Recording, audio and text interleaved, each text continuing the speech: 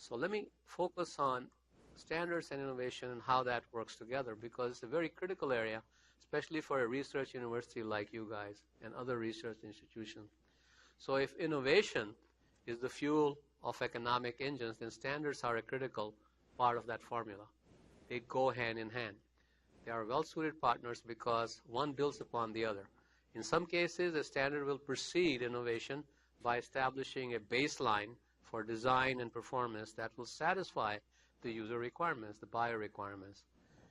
In other cases, innovative idea finds a place in the marketplace, becomes the foundation for a standard.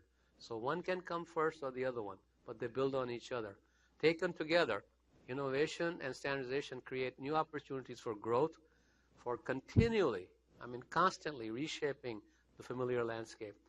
They facilitate continuous improvement and better products, and new generation of products, and new generation of systems, and new products and systems create opportunities for all kinds of things: economic development, employment, new companies, new activities, new international trade. So it's fair, though, to talk about a negative part of this as well. There are competitive forces at play in the world of standards, too. The incorporation of a particular technology, a particular design in a standard can often limit creation of new solutions or new ideas. So that's the limitation, and we need to be carefully engaging on that, and we do. ANSI has criteria for that.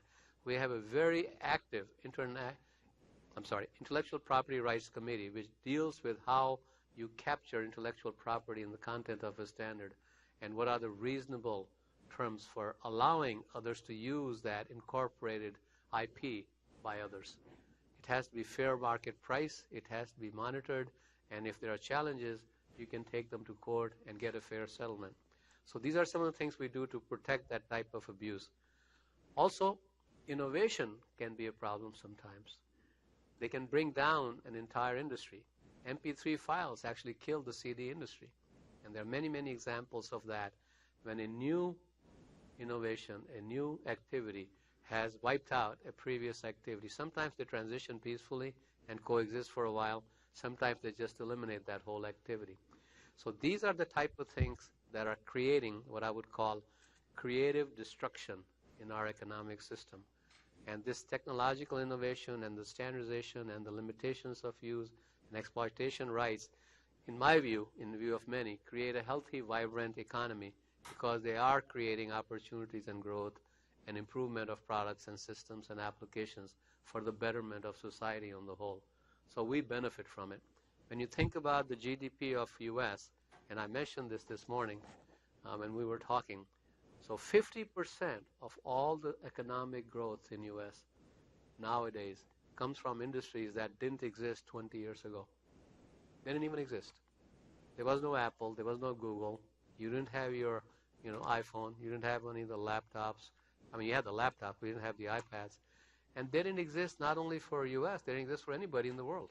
So imagine, so see what will be there 5 years from now, 10 years from now, 15 years from now. You don't even know. We can't even imagine because the pace of innovation is accelerating, not going the other way. So it's a very interesting dynamic. So if you're interested in standards development work, there's a vast sea of possibilities, and it's a roaring sea because things are constantly changing. So I think you need to think about that. It's a good field to get into if you can figure out how to engage yourself.